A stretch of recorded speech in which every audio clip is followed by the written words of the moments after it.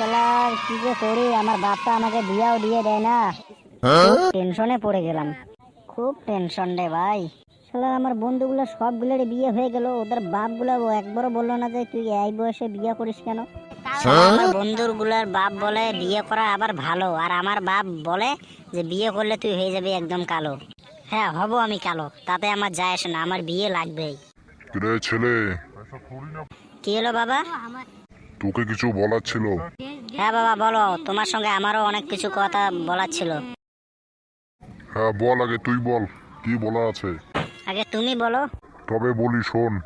হ্যাঁ বলো তবে। বলছি কি, তোর বিয়ে এখন আমি হতে দিব না, এখনো 2 বছর পরে। বাবা তুমি কি পাগলা ছাগলা হয়েছো নাকি? হব বেটা, তুই আমার লগে কথা কস। আমার এই বছরেই আমার বিয়ে লাগবে। তুই আমার বাপ না, আমি তোর বাপ। কেন, কোনো সন্দেহ? আচ্ছা তুই বল তো কাকে বিয়ে করবি। তোমার মাকে। হর বেটা কি কস। হ্যাঁ, তুমি আমার মাকে বিয়ে করছিলে না? হ্যাঁ।